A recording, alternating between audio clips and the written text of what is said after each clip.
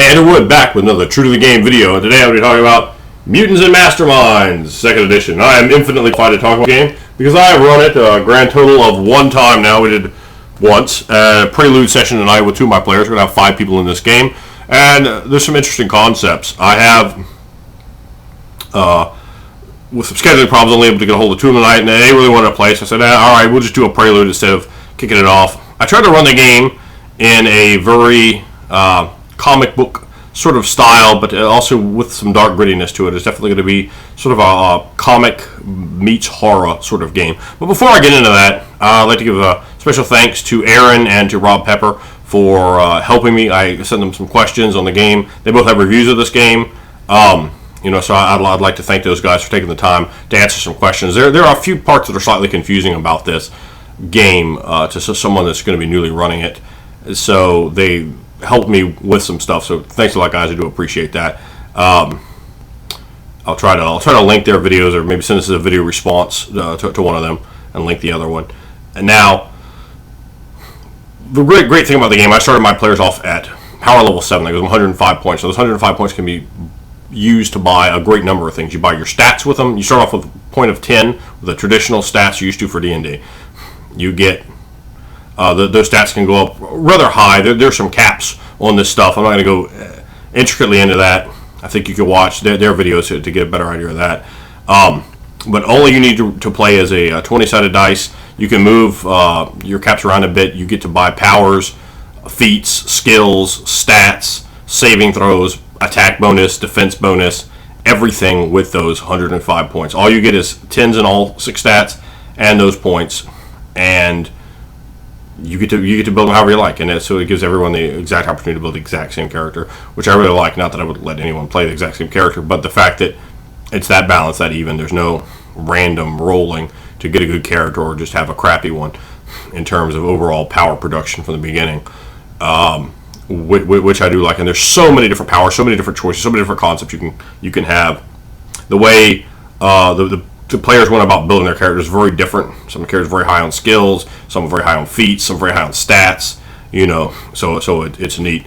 One of the characters had a concept. He's making this like ape, silverback ape that is become infused with man-like intelligence. That's right, an ape with the intelligence of a man, and taking that concept, basically something that was tried to be created in the SHIELD laboratories to make another super soldier. This game, I am using some Marvel, some DC, and taking those ideas and blending them together and writing my own backstories, my own ideas, my own plots for them, with interjecting a lot of my own stuff. Now, when I say some, I mean some, only a few things. There's a billion comic book characters out there. I just picked a few. I said, look here, guys, this is almost a whole new thing. Like, think of Ultimates. They took the characters, whitewashed them away, and stripped them down. Some they built up very similar, some they built up completely differently. And that's what I wanted to do with the game. The characters are starting off playing essentially super villains, and I try to run the game in a very comic book style. I would do very vivid descriptions of what was going on, and then I do that and would talk about the scene, the frame, and how that all played into how it looked in the comic book, and then how the next scene came out. And I would do, okay, here's what you're doing. Now we're going to jump ahead, but I do that later. The little yellow tag at the bottom on the comic books, to really try to get that feel and flavor over, to try to come up with that tone and really make it a different experience from when I run World of Darkness or from when I run Dungeons & Dragons, to make the game different. And the players definitely seem to respond to that. The fact that I was trying to work with them to create this tone and mood, and tone and mood are so extremely important. And in prelude games, one of the most important things you can do as a game master is foreshadowing. And you got to be careful when you foreshadow, because you don't want to just throw it out there. You want the characters, when you ever do foreshadowing, any sort of writing, and a role-playing game, it's going to fall under that. You want them to look back and go, oh, that's what foreshadowing should really do. They should just go, okay, well, that's a detail. Just kind of file it away for later, and then they really get struck by it. I probably dropped I foreshadowed probably 20, 25 different things that are going to be happening in the game. And I did it in ways where the characters, a lot of them are subtle, and a lot of them they would pick up on what happened, but in no way did it really stand out as, well, that's foreshadowing. It's more like, that guy, that really drove a point home, but it came across isolated, as if it's its own thing. But it's going to resonate and be there for later. Try to use some symbolism. This is going to be a superheroes game, but again, it's going to be a horror superheroes game. The characters are villains, and they are villains that are going to be standing against some very horrible things and having to sort of assume the mantle of heroes. I took some cues from Necessary Evil, but completely throw away their whole plot line, other than the idea of killing off every single superhero on the planet. And once that's done, and the forces that are going to be standing, I'm not going to go into what those are just yet. I might do another video down the road for the campaign, and one maybe at the very end. I don't want to give you guys 100 videos on this. I don't want to hear the gory details, but the broad strokes might be interesting in terms of how I put these things together and what you might glean from them in terms of putting your own campaign ideas together. So developed by the NPCs, and I cherry-picked my collection from DC and Marvel and put them together. There is only one superhero team in the world, and they are sanctioned to sort of be world police, and they are known as the Avengers Initiative. That is the name of the team. It has 7 members. It has led by the most famous, popular hero in the world, and that is Captain America. And Captain America made an appearance in the game. He whooped one of the characters' ass, and is the one that ended up getting him taken off to the superhero jail, which was the back end of the story. The 2 characters end up in jail, and all the characters are, of course, going to end up in the supervillain jail. And that's where we'll get them together, and that's where we're going to rock and roll with for the real issue number 1. This is issue 0. It's going to be issue number 1. We'll be rocking and rolling in the jail, baby, and there's going to be a big breakout. And it's going to be very interesting who actually does it and who it appears is doing it, because I'm going to have some misdirection there. Now, there's Captain America, who actually is so popular that even some of the villains were kind of like putting him over. And the player, after he got arrested from this bank robbery, they end up getting people killed when Captain America defeats him and takes him away. I put Captain America just kind of looking like he's so disgusted with this guy. And Captain America whips his ass and gives him a boot to the face. Of course, it traditional villain style. He got his shine. Actually, I should say not shine, but heat. Villains do get heat. He got his heat by dismantling this bank robbery, showing all these powers. Killed a few people, mostly kind of inadvertently in response to rage and being shot at, and his girlfriend character being wounded badly, possibly dead. He's not sure. After their failed bank robbery, and of course he goes to jail, meets the other character. So for the Avengers Initiative, I have Captain America. I have Hawkeye with his old classic purple style gimmick, because I think that's kind of cool. I have Giant Man, who made an appearance as well. I use him pretty much just as Giant Man. I might do the Ant-Man thing. I don't think so. I kind of just like him as Giant Man. And he's sort of the one behind that built the jail that they're in. And the jail itself, I could probably do a whole video on. It's very odd. Sort of a plastic meets, think of like plastic meets like a bubble. And it has these strange robots that clean it. And then it has S.H.I.E.L.D. agents that work there. And I have S.H.I.E.L.D. and they're sort of cast in a questionable light. Is S.H.I.E.L.D. really out for anyone's good side? And of course, it has also been noted that S.H.I.E.L.D. has been given a generous grant by LexCorp. Yes, LexCorp, who does sponsor Lex Luthor for president. And the year is 2012 and is drawing near towards the presidential election. Lex Luthor is running as a third party. Lex Luthor is in no way a bad person. He has no raps. He has no record at all. He is a great philanthropist, scientist, businessman, man of the people, and he is beloved. And while they're watching TV in the jail, I keep dropping, periodically going to these commercials for Lex Luthor for president. And the players just love them. The way Luthor was interacting and trying to act like a common man, but I'd sort of paint it like it wasn't quite there. It's like this incredibly charismatic, charming sort of person trying to be a common man. I used the actor Clancy Brown for Lex Luthor, and I said, just take Clancy Brown, shave his head. If you don't know who that is, he was Brother Justin in Carnival. He did the animated voice of Lex Luthor. He was Kurgan in the first Highlander.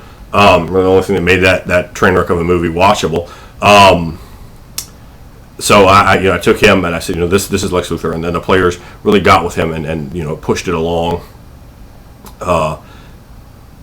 So it's sort of course, the people are like, Lex Luthor's a bad guy, but and I'm doing a really think of the economy as being hit twice as hard. So people, And I'm using a lot of real world things, and I'm having the Republican candidate be Sarah Palin, and then Barack Obama running for the Democrats, but he has a very low approval rating because the economy is completely falling apart. And I have, producing the commercials where Luther's like standing there up, he's like, I am Lex Luthor. And then, it's all sort of faded. It shows like the glory days of Detroit behind him with roads being built. And he's like, I remember when Detroit was a wonderful place to live, and we had Americans making automobiles for Americans, American made for America, and that's what made America. And then it fades. And I explain how high tech all this stuff is because he's Luthor. He has all the money, pretty much. And it just kind of fades to this horrible, dismal thing. And Luthor just looks at you like, come on, man, is this what America needs to be? And then there's like all this sort of music coming up in the background. I got really vivid details, and then the light trickling in to really associate Luthor with dawn, with a new beginning, with a rebirth, with a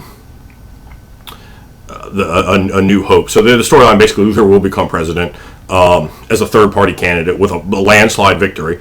Luthor is in the process, also one of the other commercials, of unearthing something in Greenland, under the permafrost in Greenland. And it's supposed to be an alternative, very green fuel source, but there's something else there that's very plotline driven. I just threw that foreshadowing out to the characters, and basically he's talking about the green energy, and just barely mentioned, like in the background, the drilling and the permafrost of Greenland, and that's going to be very important for the game upcoming.